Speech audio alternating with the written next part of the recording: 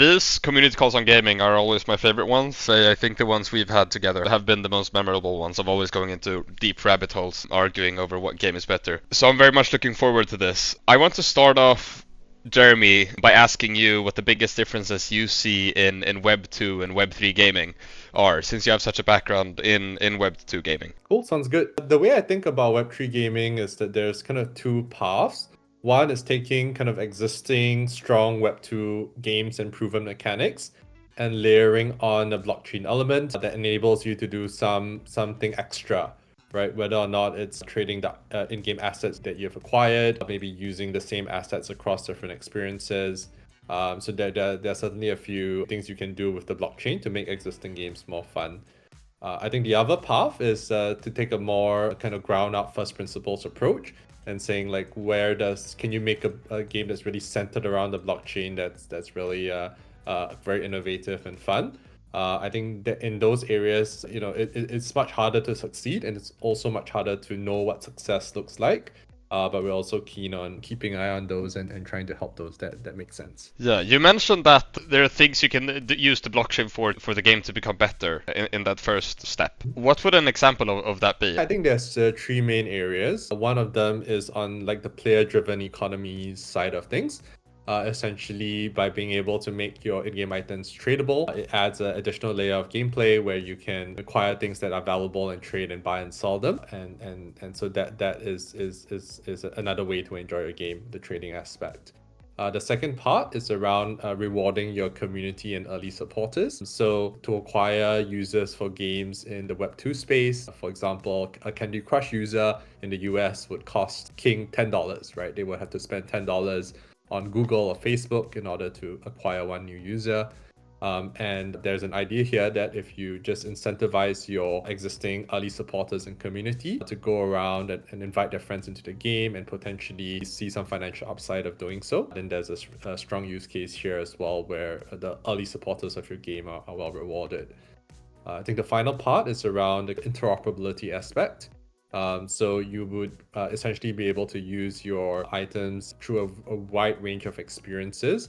I don't think it's possible or easy to do something where you can bring a gun from game A to game B, but more on the lines of if you have achieved a certain rank or you've achieved a certain item in game A, any player that has achieved that type of item in game A will be rewarded with something specific in game B. As a concrete example, one of our football games, they are likely to offer some benefits for the Manchester United free NFTs that have been minted. So if you own one of those that were minted for free, you would have access to one of the special skins within that game. That's really interesting. I in the first part you brought up player economy, which is something me and Efe have talked about like a millions of times, just because I come from Counter-Strike background of skin trading. We've talked about this so much, and I know Efe probably has some thoughts on that as well. But the interoperability part of it was really interesting to me. Never anything I've actually thought about. So I'm trying to think of examples where I've encountered this in sort of Web 2, which would only be platform specific. So for example, if I'm playing a game by Blizzard, let's say I'm playing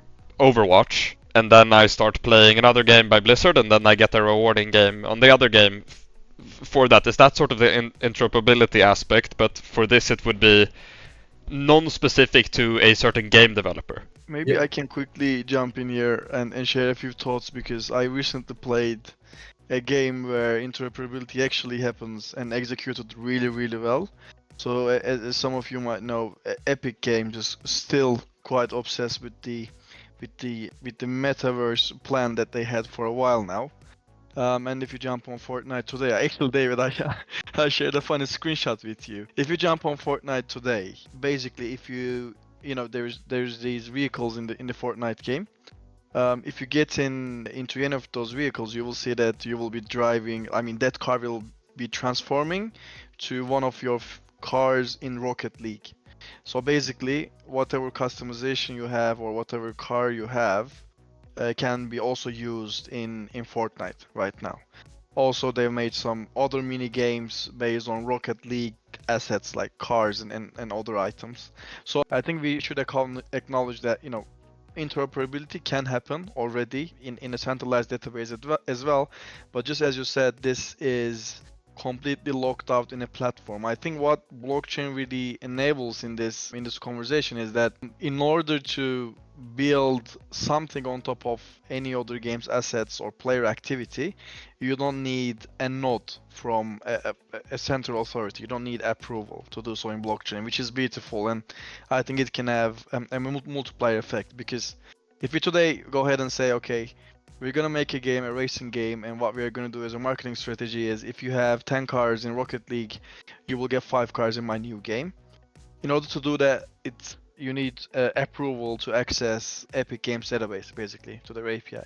But if it was a game on the blockchain, you can basically just already read this data on the blockchain, and basically, if user logs in with the same wallet, with the same account, you can already reach this without any extra effort. So I think this is one of the for me, it's the key parts of the blockchain aspect for interoperability. That's really interesting. Jeremy, do you have any other things on that? Do you want to add on what Efe said? No, I think that's exactly right. I think the other case example was on the Blizzard side of things as well. If you bought something World of Warcraft, it will unlock things in their other IP games like Heroes of the Storm and even Diablo. So I think the key here is to align the incentives of both partners. So, to convince the first party to put some of their data in a public trusted ledger, I think it's a bit challenging. There's benefits, but of course there's also costs, because your players might move to another game. But at the same time, they also benefit from buying things within your game that has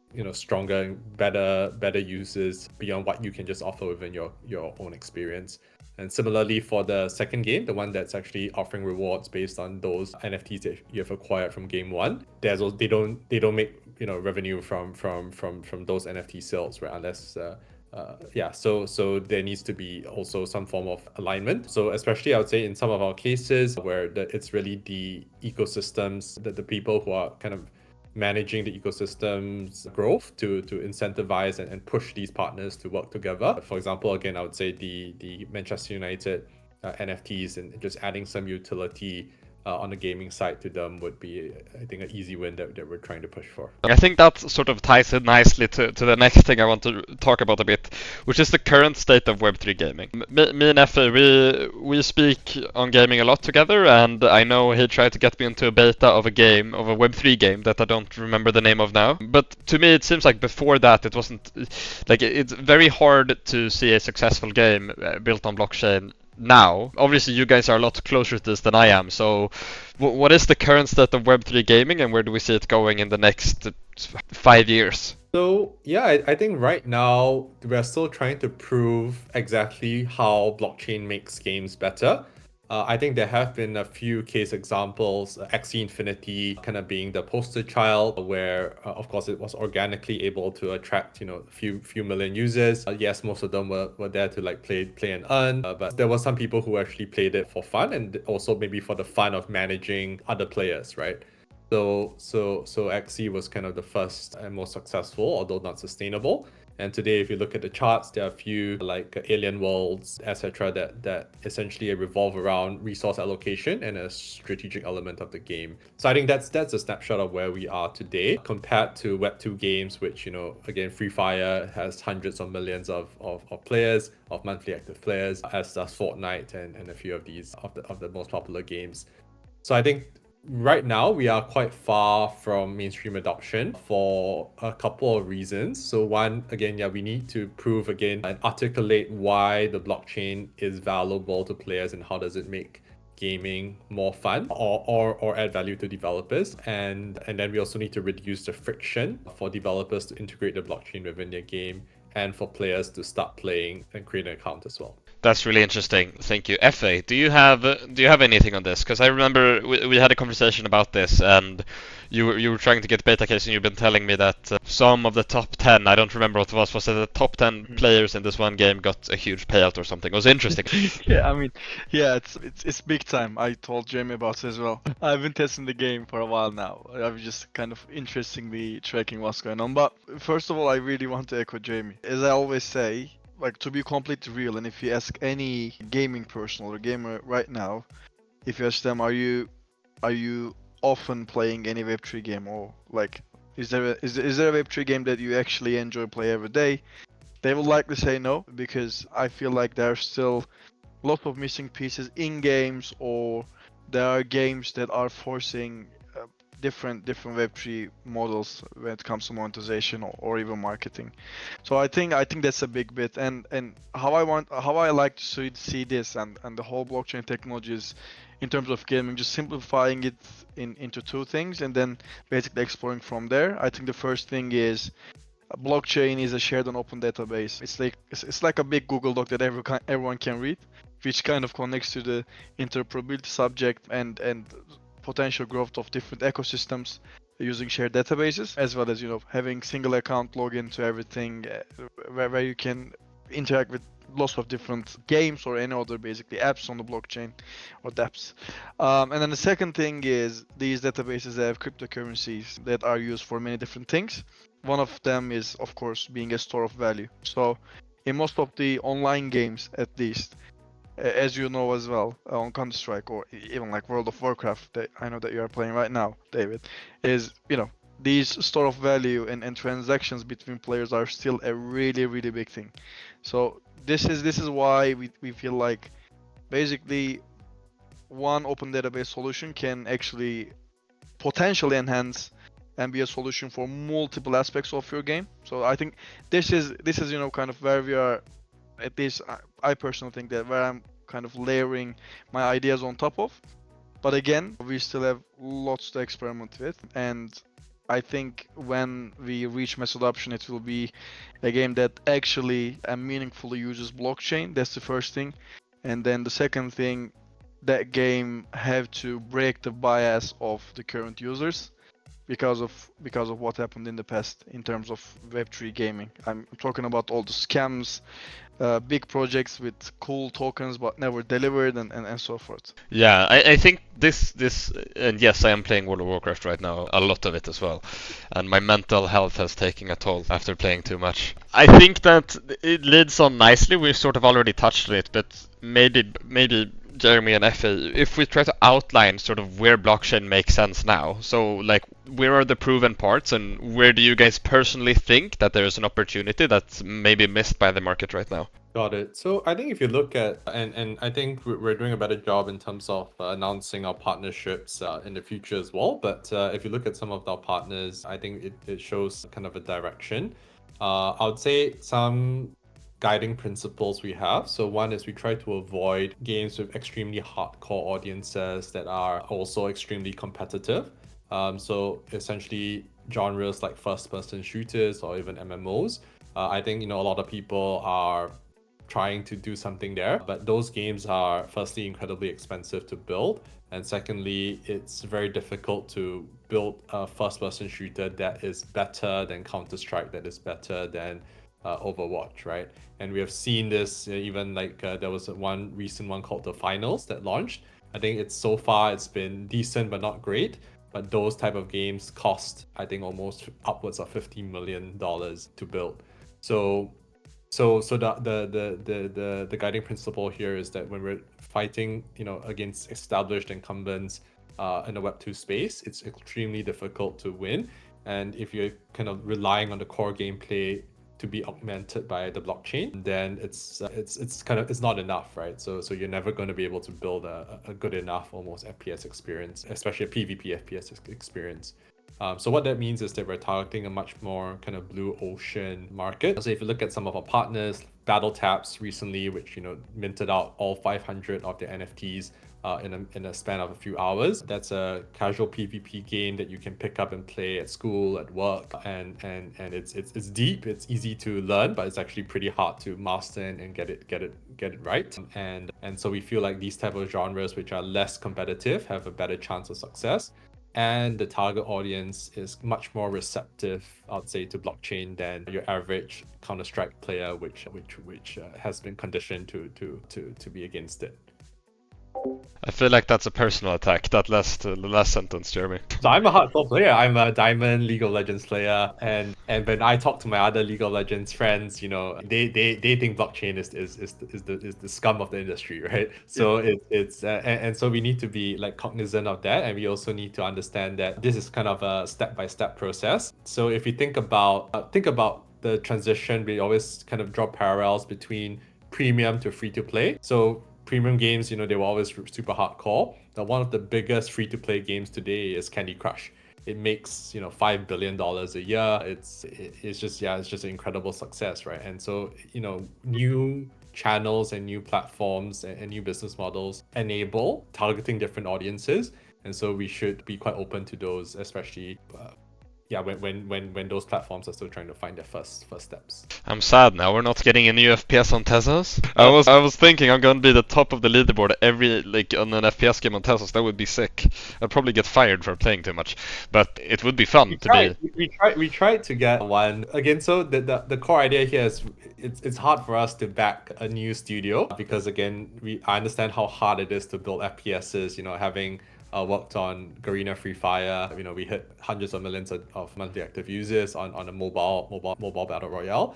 But it took us 5 years, and it took us the team size was about 100 to 200 people when it was being developed, and now it's like 800 people, right? So building an FPS, launching it successfully, and maintaining it is just like very few people understand just how difficult it is. So that's one reason. So the point was that we did approach one of the Turkish studios that had a reasonably successful FPS, with about 1 million monthly active users, that we wanted to try to convince them to move to Web3. Unfortunately, I think they weren't able to find enough support from other sources in order to make that happen. But again, I think we're quite opportunistic. If we do see a strong existing FPS that's willing to add in Web3 elements on Tezos, I think we're happy to kind of work with them to make that happen. Yeah, I would love to have my CS:GO skins on chain eventually, if that would ever happen. Would be lovely. We sort of went off on a tangent with me on there, but to sort of bring it back on, we started talking about why or where blockchain makes sense in gaming. Do you have any other thoughts on this, or do you want to add anything else? Yeah, of course. I think again, it's the foundational layer. Just how I described, actually, this is how developers should be thinking. Like what blockchain really does enable, and where does it make sense. And after careful consideration, the next question will be when you have, let's say, a list of ideas, right? Your first idea is turning your game items into NFTs and giving your players full ownership. Your second idea is creating an in-game token where it's tradable and you reward new players with them. Or your third idea is, I'm gonna do marketing with my tokens. I'm gonna give out some, or what we call basically airdrops, just like what Big Time does. I'm gonna give out some tokens to the players. I'm gonna run leaderboards to motivate them. So I think after you get that list done, the next thing that you should be thinking about is, is this something that benefits me? So what can it be? Let's talk about this. I think the first thing is there have been a few researches that say, especially basically because Valve is the only one using this, these researchers say that if players are able to trade their items in games, which basically means actually cashing out or involving in any financial activity with it, they are more inclined to spend. This was one of the researches I read online. Happy to find and share the source. So this means for a developer that, okay, can I actually increase the number of sales, and can I actually engage more players if I have these items tradable? This is the first question. And then the follow-up question, but wait, do I make more money if I be the one and only seller of these items and they can't buy from anyone else?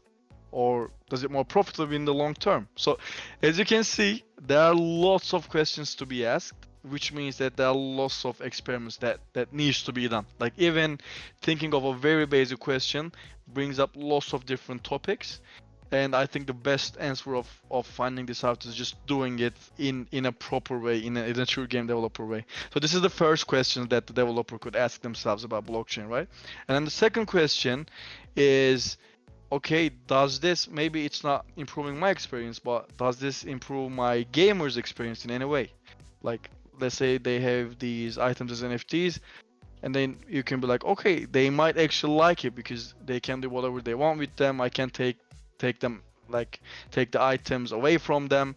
But then the follow-up question is, let's say that a game is not fully on chain and someone cheated on the game and they minted multiple items somehow. And since they're on the chain, and I promise my players that they own their accounts and items, okay, what do I do now? Can I ban them? I mean, I can't delete these items because it's not a centralized database. Do you understand me? So lots of questions follow up as you start exploring.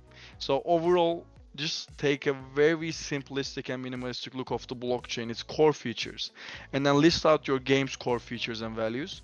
Find some great functionality, create another list from it of what can you improve in your game, and then take it a good look from the player perspective and then from the developer perspective. Like take it a good look as a business.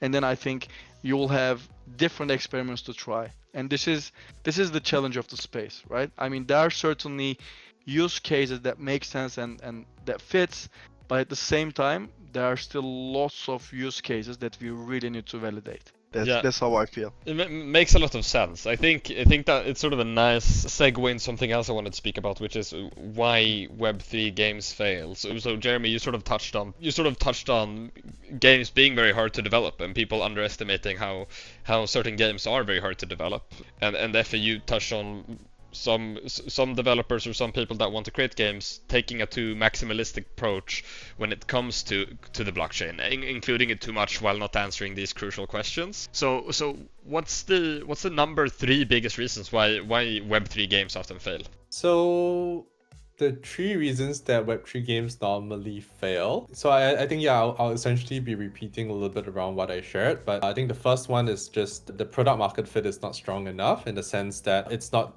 differentiated enough from the target audience that it's targeting, right? So if you're thinking about a FPS, a team PvP FPS game, the innovations you're doing on the skin trading side of things good enough so that it can kind of mitigate the gunplay that you don't have done as well as CS:GO. And because gunplay is 99% of why players play FPS, then you just have to.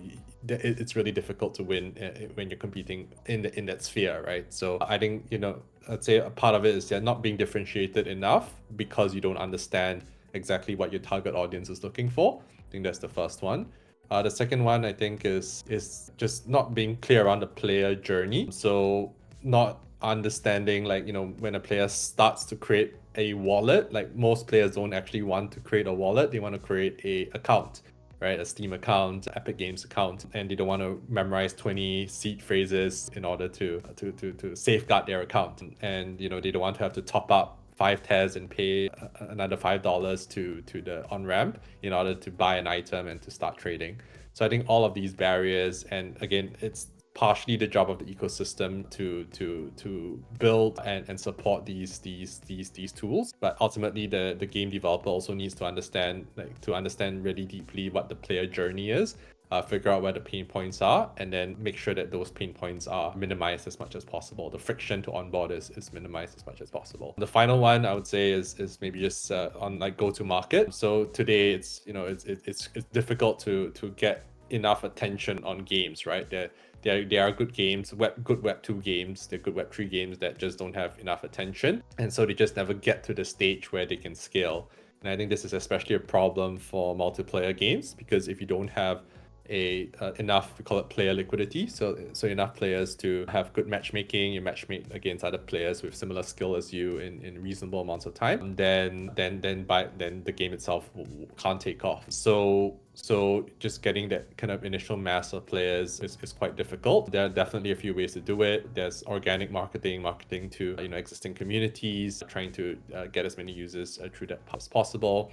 There's IP collaborations, there's working with influencers, there's paid user acquisition through your Facebook and Google's. So just having a clear plan for and ideally trying multiple things to figure out which one's the most cost efficient. I think those are kind of the 3 biggest pitfalls and potential mitigations. That's really interesting. Efe, I'm directing the same question back towards you as well, as we have two experts in the room. Want to hear both of your perspective. Of course. Like first of all, I fully agree with what Jeremy said, and I also want to. I think in the answer, I want to touch a more simple answer as well in regards of why Web3 games are failing. So I think what we all need to acknowledge is, first of all, in the Web3 ecosystem, things are happening really fast, right? Everything is moving extremely fast. The technology is growing fast, the user bases are growing fast, and failing fast, and dying fast. So in this tempo, sometimes people in the Web3 audience that don't have much game development experience, when they try to make games, they kind of expect the same speed in Web3, right? But in reality, it's already super hard to do, like to have a great game first of all, and then the second, like the problems that we are talking about, right? Like the biggest one is, as Jeremy said, friction in onboarding. It's already super hard to have a frictionless onboarding in the games of today without Web3, right? Especially in casual titles. Like if, let's say you are trying to compete with huge casual games like Candy Crush, or even casual midcore games like Brawl Stars. These guys have countless A/B, like they have done countless A/B tests specifically on onboarding, trying to understand where users churn, trying to understand when is the good time to introduce XYZ mechanic or this layer of the game, right? So this is the foundation, and most of the time, like maybe 98 of 100 times, even if you think you got those correct, your game just fails. Like it's a very competitive market overall. And what we are trying to do is we are trying to add a layer where it's still biased from a high amount of gamers, plus it's still new to most of the people. It's still a bit complex. So friction on top of friction, it's a big challenge. And what I mean by this, I think we need to acknowledge that it's already hard to make good games.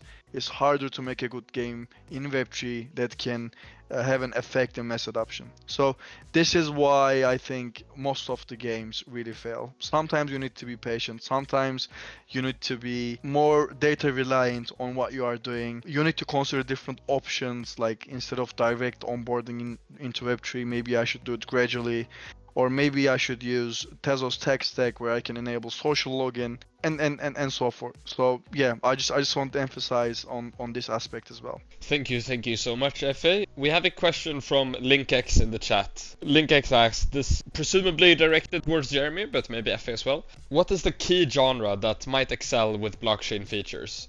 And are you currently speaking to a game of this genre? Got it. So yeah, I think there's no like one clear genre. I think anyone who has like one clear genre can say this will definitely succeed. That's not gonna happen. I think there are a few that are quite exciting. So one was on, I'd say, the social wagering side of things. So essentially for you to, when you're playing poker with your friends, the reason you put, $20 into $50 when you're playing is not because you want to make money. It's because taking $1 away from your friend feels much better than, taking $1 from a stranger, right? So I think this whole idea of like social wagering and how blockchain can potentially enable it online with your online community and friends, I think that's quite exciting. And so, Efe and I were working on this with one of our partners on Coin Blast, which essentially offers a online trivia game, which you can play for some very small amounts of Tez, like 50, half a Tez against other people and against your friends, and essentially to see who is smarter. And of course, you can, and probably it's obvious, but maybe shouldn't be said out loud. But it's pretty obvious that you can cheat on this, right? You can go to Google and find results. But the reason again is that you're playing it again in good faith. The small amounts of Tez you're making when you're playing against your friends is not worth cheating, and there's like a social contract as well. And the whole idea here is that the small amounts is not the money that matters, but it's the fun that requires you to put a little bit on the line. So that's the first one, the social wagering side of things. The second one is, I would say, more on the resource allocation and strategy, SLG type of games. So on the Web two side of things, you can think of games like Rise of Kingdoms, and then the older side of things with the more text-based stuff like Utopia. So these type of older games where it's a lot around coordinating, how many soldiers you're sending to battle, and kind of making decisions on where to allocate your resources.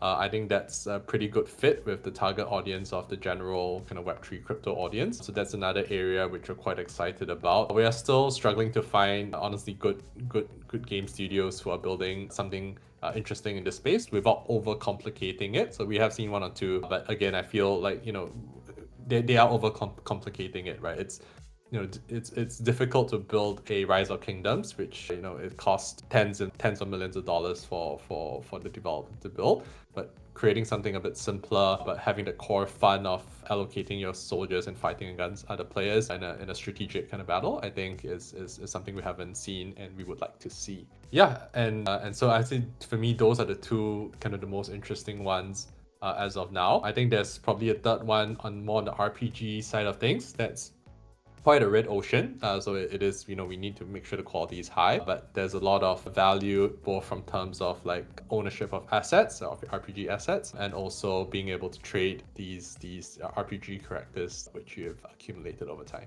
I think to quickly add a few thoughts here, sorry for interrupting David. I just want to echo Jeremy that simplicity is key if you are especially a smaller team. Because like if you take a very simplistic look at it, like keep it minimalist. Just how you remember how I talked about the friction. It's already really hard to build these cool games. It's already hard to build products without friction and onboarding players in a good way. So if you are sure that your core product is fun, if you are sure that you can already onboard users without the Web3 part, then I think it is the time where you should start thinking about, okay, where this makes really sense. I think the biggest example for this is actually these AI games that we've been releasing for a while, right? Like if you take a look at the last game, TrackMind, or even Bargainer, like onboarding people to bargainer.ai or convincethebouncer.com is extremely easy, right? Because how to play the game is literally in the domain. Like I don't even need a tutorial for this. First, I have the domain. Second, literally the first message of the game, the first thing you see is, if you want to get past through the door, convince me. The same goes for TrackMind. They are so simple that I don't even need to really spend time on user onboarding because the game is already super clear to understand and play. But at the second time, just how I talked about evaluating a blockchain feature or a product.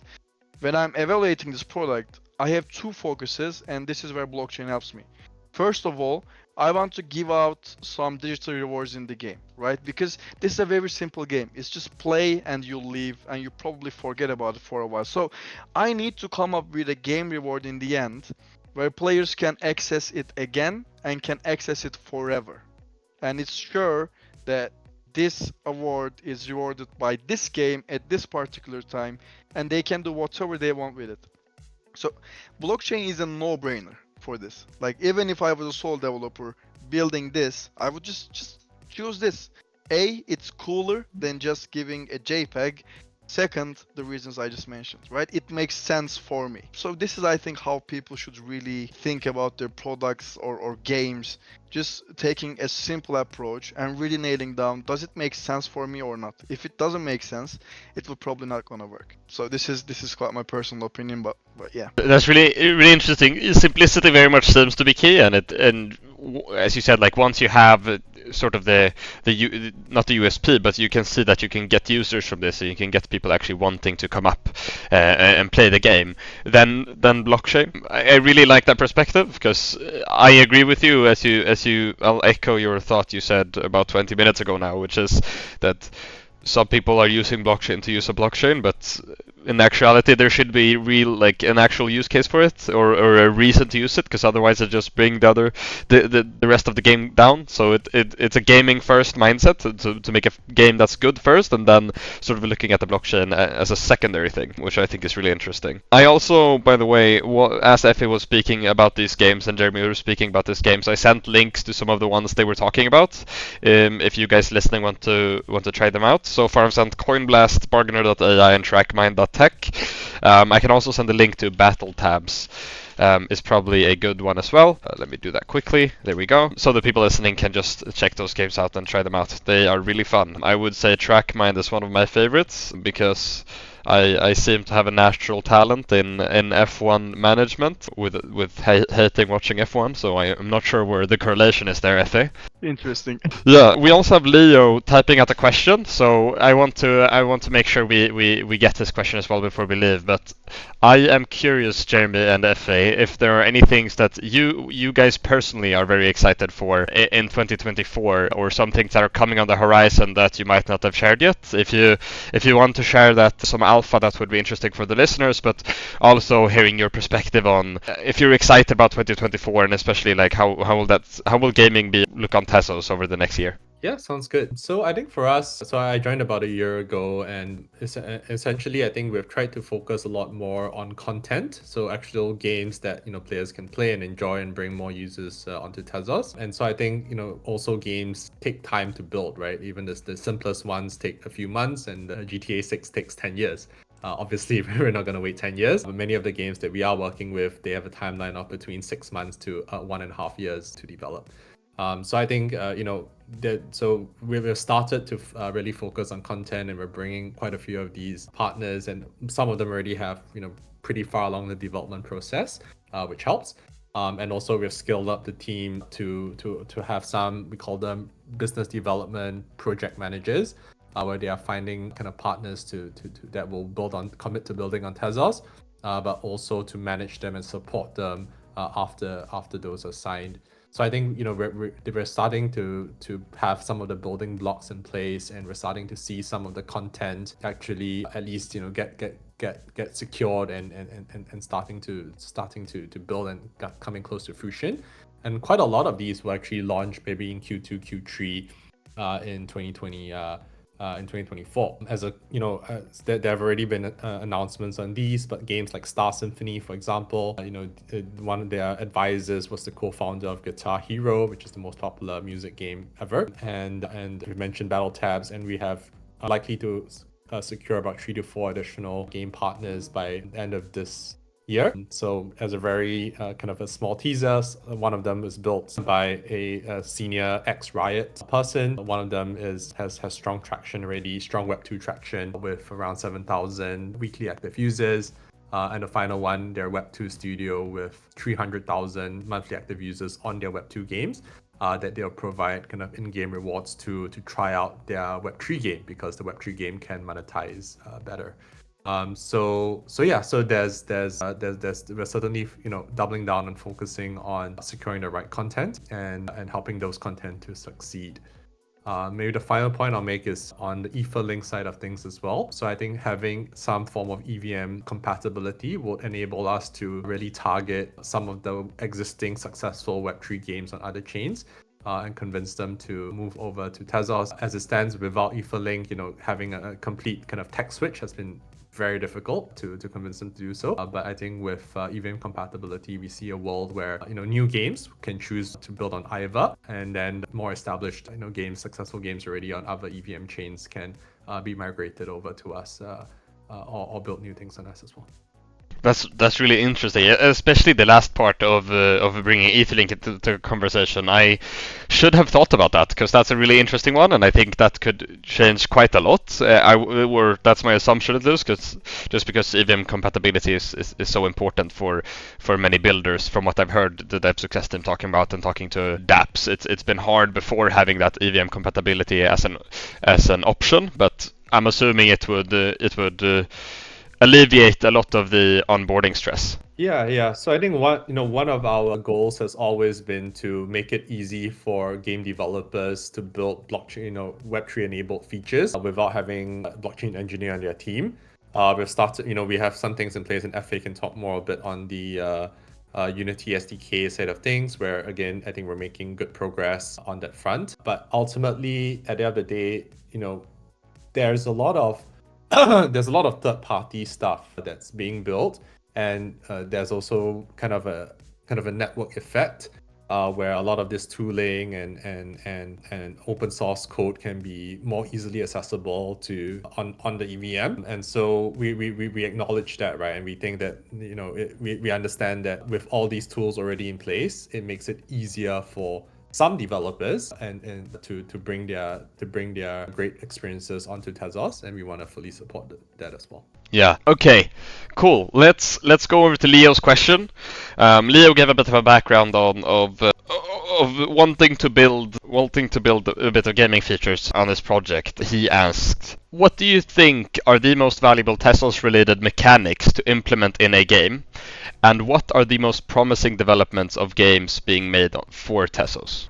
I will just actually on the first bit. I mean, this might be a bad answer and something that you might not expect, but it's really like if I would say something on top of my head, 99% I will be just like straight lying. To be honest, to say that okay, this mechanic makes sense, this blockchain feature makes sense in your game, to say this, I think I would really need to see if you have a GDD, a game design document or an existing prototype or a deck where we can take a deeper look.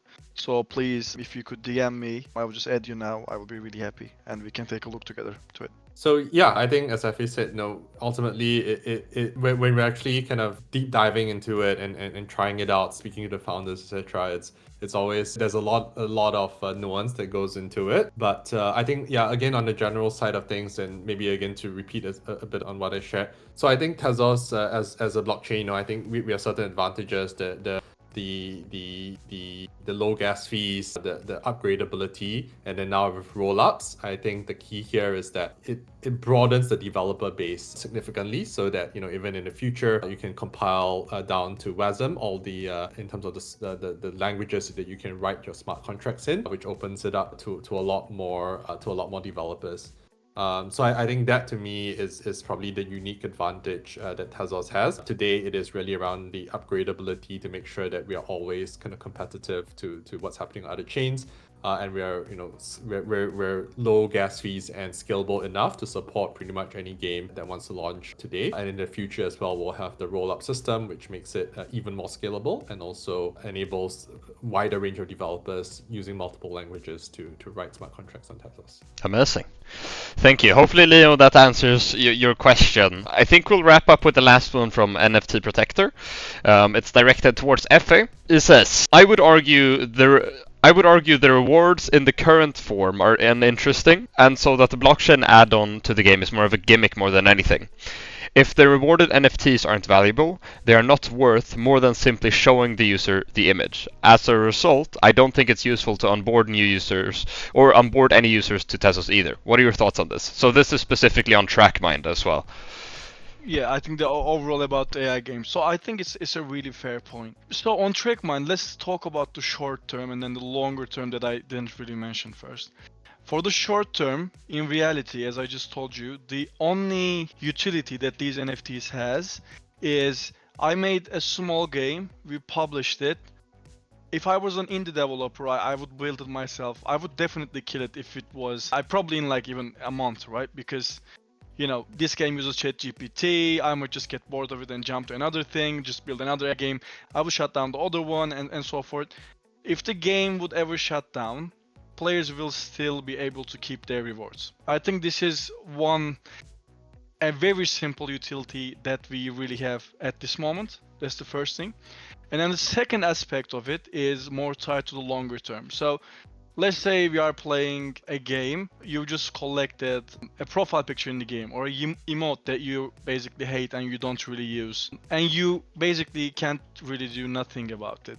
Do you think that kind of that item is useless or that item doesn't mean anything? Because in this sense, again, I would think otherwise. In other games, of course, those games have more content, which that game could actually give you some value by, I don't know, trading that item with someone else, gifting it to a friend, or just keeping it. But what I mean by this is for the longer term of the project, if me or anyone else wants to build another racing strategy game or a game about racing, here are two things that they do.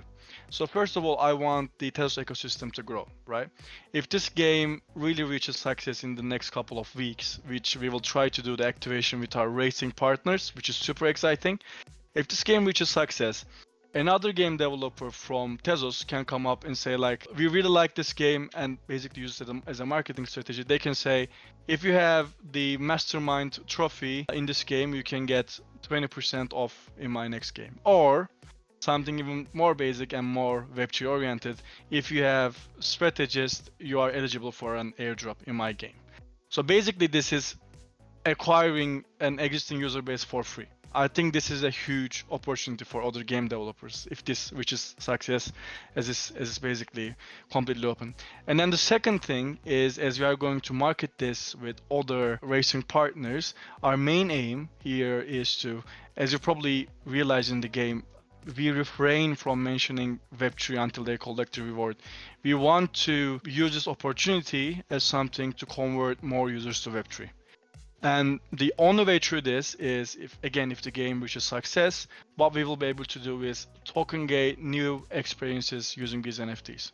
It could be a follow-up AI game, or basically another game, or basically another game on the Tezos ecosystem that we are supporting as well, and working with those developers to again offer some perks in that new game. Or then the second thing, token gating new partner experiences. For example, as you know, we have a partnership with McLaren F1 at the moment. It could be for their new drop, it could be for an exclusive event where the only smartest F1 players can join, where David can join and I can't, by the way. I couldn't get to first place, and I literally made the game. So what I mean is, these are the main reasons. But overall, I agree with your point that in the first sight, in a very at this stage, it doesn't really mean anything. And the only largest opportunity that does mean something, in my opinion, is that people are able to keep it forever, no matter what. And if anyone wants to keep the journey going and try to do something about in the ecosystem, they will be able to do so, even if we decide to drop the game someday. I hope that answers your question. Amazing. I know both of you are two very, very busy guys, and I have booked you for an hour, and I now have 4 minutes left with you. But I think for now we're gonna sort of round up here, since I don't see any more questions in the audience. I know NFT Protector is typing, so I'll try to stall until I don't have any more time. But Jeremy and Efe, if you guys have anything else you want to tell the people who are listening, and tell the people who will listen back to this on YouTube as well about gaming on Tezos or anything else, just the mic's yours. So yeah, I think from my side, thanks everyone for joining today. I'm glad that you guys are keen to learn more and hear about what we have planned for the ecosystem. I know we're not like positioned to make those kind of flashy announcements and splash tens of millions of dollars on game partnerships, but I think what the partners that we are working closely with, that have a genuine belief that blockchain can make the games better, and specifically building on Tezos can make the games better. I think we're definitely excited, and so yeah, I hope you guys will stay tuned and keep supporting and give the games that we are launching a try. So as David mentioned, there's Battle Tabs, and then there's Battle Tabs and Coin Blast, and then the AI games Bouncer and TrackMind, and of course the other ones in our ecosystem like Dogam, Tezotopia, even Vitality Hive, the fan engagement platform for Vitality. I think if give it a try, let us know what you think, and then we'll announce more and more things in the coming months. Thank you so much, Jeremy. Efe, any closing words from you? Again, I just want to echo Jeremy. He can literally speak for me, because I fully agree. I think 2024 will be an extremely exciting year, because as Jeremy said, we are trying to secure a few really, really good partners, and we got really exciting games coming up. At the same time, we are entering this new year with a strong library of games from different genres. So what I would really ask your support on is supporting all of these games like Coin Blast, Battle Tabs on your socials, checking these games out, and most importantly, just shoot over any feedback. I think this is extremely important for all of us, and it would be really, really appreciated, as hopefully we will be kickstarting the Tezos gaming ecosystem like never before, starting in 2024. And I think the only way to do this is doing it together. So yeah, thanks everyone. Thanks, Efe. Daisy just has a really good and very quick question. Where can Daisy find a list of Tezos games? Does that live anywhere? Yeah. So we have a tezos.com/gaming. Let me just make sure that that's the right address that I'm giving you. Yes, it is. So tezos.com/gaming. You can access it through the tezos.com website as well. We're making it slightly better, so there will be on tezos.com, there will be a clear indication if you're here for gaming that you can find where you want to go. So that's all be coming out in a couple of weeks' time. But yeah, for now, tezos.com/gaming, and then there's a site for you for developers and for players. So if you're interested in trying out the games, you can click for players and you can see a list of games there. If you want to build, you can find out more around Unity and some of the other tools and documentation that we have. Okay. Thank you so much. Huge thank you to Jeremy and Efe for joining me here today. This has been very fun. We're gonna do more in the future. I think we have two planned a month with either Jeremy, Efe, or someone else from the gaming team, which is gonna be exciting. And thanks to everybody in the audience who listened as well, and to all the YouTube frogs that are listening back to this right now and hearing my voice. Thanks all who listened, and we'll see you tomorrow with another community call. Bye bye everyone. Thank you. Thank you.